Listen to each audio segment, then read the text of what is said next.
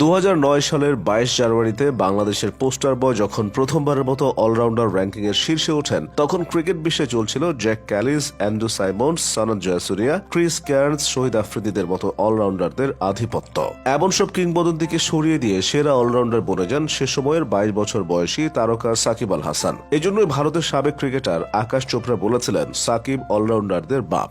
চোপড়া সাহেবের প্রশংসাকে সত্য প্রমাণ করে 2015 সালের জানুয়ারিতে আইসিসির খেলোয়াড়দের র্যাঙ্কিংয়ে বিশ্বের প্রথম এবং একমাত্র ক্রিকেটার হিসেবে টেস্ট, ওডিআই এবং টি-20 অর্থাৎ ক্রিকেটের সব সংস্করণে 1 নম্বর অলরাউন্ডার হওয়ার গৌরব অর্জন করেন তিনি। এরপর একসঙ্গে 3 ফরম্যাটই বারবার সেরাদের সেরা হয়েছেন। ঠিক এই মুহূর্তেও তিনি ওয়ানডে এবং টি-20 র্যাঙ্কিং এর 1 নম্বর অলরাউন্ডার। টেস্টেও খুব একটা পিছিয়ে নেই তিনি। বিশ্ব ক্রিকেটের কিংবদন্তিরা এই বলে প্রায় আফসোস করেন যে বাংলাদেশ দলে বিশ্বমানের ধারাবাহিক পারফর্মার শুধু এক সাকিবই আছে। রিকি পন্টিং বা স্টিভ ওয়া কিংবদন্তিতে ভরা একটি অস্ট্রেলিয়া দল পেয়েছিল, যারা বিপক্ষ দল যেই হোক ধারাবাহিকভাবে তাদের গুড়িয়ে দিত। সৌরভ গাঙ্গুলি বা ধোনিও পেয়েছিলেন বাঘা বাঘা সব ব্যাটার এবং বোলারদের। এমনকি বেইন স্টোকসেরও আছে ভয়ঙ্কর সব সহযোদ্ধা। অন্যদিকে সাকিব যেন এক নিঃসঙ্গ শেরপা। তার সাথে যে কজন পাণ্ডব ছিলেন বা আছেন, বিশ্বমান বিচারে তারা একদমই সাদামাটা। রান তোলা বা উইকেট শিকারের বিশ্ব র্যাঙ্কিংয়েও সেরা 20 কেউই নিয়মিত জায়গা পান না। তবে আবেগী বাংলাদেশি ভক্তরা কখনোই মানুষকে কাজ দিয়ে বিচার করে না।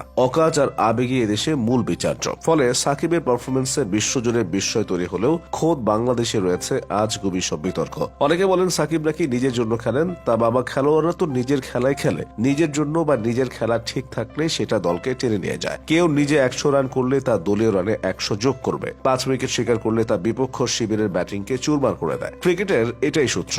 আরো উসবুকি অভিযোগ আছে, সাকিব নাকি নিজের স্ট্যাট ভারী করেছেন জিম্বাবুয়ের মতো সহজ দলের সাথে খেলে। কিন্তু দল যাদের সাথে খেলে, খেলোয়াড় তো তাদের বিপক্ষে খেলবে। একা একজন খেলোয়াড় কি কঠিন সব প্রতিপক্ষ দল নির্বাচন করে তাদের বিপরীতে খেলবে? এমন কোন সুযোগ কি কোনো মূল্যকে কেউ দিয়েছে? কোথাও আছে? এটা কি প্লে স্টেশন বা মোবাইলের ফিফা গেম? এবার দেখা যাক পরিসংখ্যান কি বলে। টেস্টে সাকিবের সর্বোচ্চ গড় নিউজিল্যান্ড এবং পাকিস্তানের বিপক্ষে, ইনিংস প্রতি 63 রানেরও বেশি। এরপর গড় বেশি ওয়েস্ট ইন্ডিজের বিপক্ষে। ক্যারিয়ারে 66টি টেস্ট খেলা সাকিব। জিম্বাবুয়ের সাথে সাকিব খেলেছেন মাত্র 7টি টেস্ট। 4500 রানের মধ্যে জিম্বাবুয়ের বিপক্ষে রান সংখ্যা মাত্র 477। ওয়ানডেতে সাকিবের সবচেয়ে বেশি গড় ওয়েস্ট ইন্ডিজের বিপক্ষে, ম্যাচ প্রতি 55.60।